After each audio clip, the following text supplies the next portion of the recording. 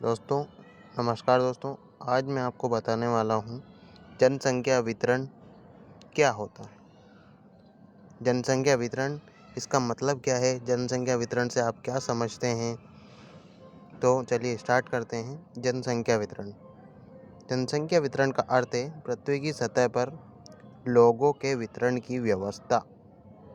अब पृथ्वी है, उस पर कहीं पर लोगों की संख्या ज़्यादा है, कहीं पे कम है ना। जैसे कि इंडिया है, इंडिया में पॉपुलेशन ज़्यादा है, चाइना में ज़्यादा है, न्यूजीलैंड या अदर कंट्री यहाँ पे कम है। तो ये क्या है, ये व्यवस्था है, कहीं पे ज़्यादा है, कहीं पे कम है। तो जनसंख्या जो है उसको समान रूप से वितरित नहीं किया जा सकता। क्यों?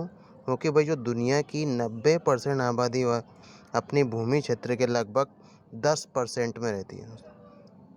एक नए आंकड़ों के हिसाब से देखा जाए तो दुनिया की 90% आबादी जो है वो जो भूमि का 10% एरिया है वहाँ पर रहती है।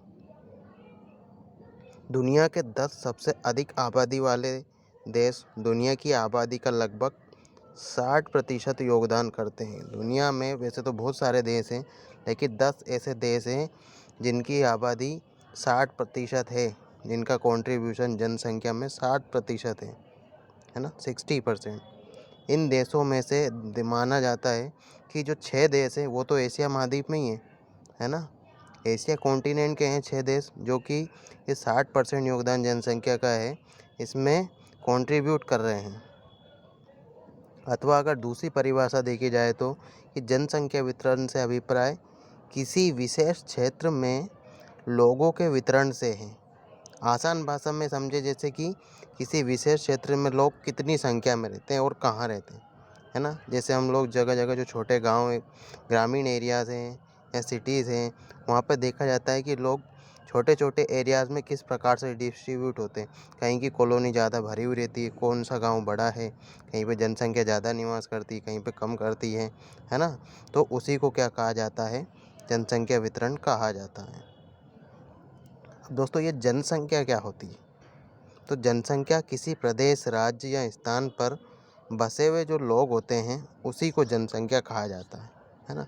कहीं पे भी जाके लोगों का इकट्ठा होना हो, वहाँ जाकर बसना क्या कहलाता है, जनसंख्या कहलाता है।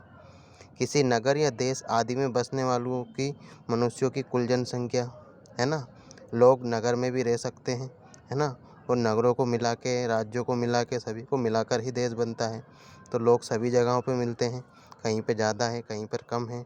तो वो जो मनुष्यों की जो संख्या है, कुल जनसंख्या है किसी नगर की या देश की, उसको उसकी विशेष जगह की जनसंख्या कहा जाता है। एक और पॉइंट और है कि किसी भी क्षेत्र में रहने वाले या बसने वाले किसी जंतु की कुल संख्या, चाहे कोई सा ही क्षेत्र हो, कोई सा ही एरिया हो, कोई सी भी जगह हो, उस एरिया के नाम से वहाँ पे कितने लोग रहते हैं उसी को भी उसकी कुल जनसंख्या कहा जाता है। अब बाकी का टॉपिक जनसंख्या घनत्व वो मैं अपनी अगली क्लास में आपको बताऊंगा। तो वीडियो देखने के बाद सब्सक्राइब ज़रूर करें, ताकि जो मेरा आने वाला वीडियो है वो भी आप आसानी से अच्छे से समझ सकें और आप मुझसे नॉलेज ले सकें।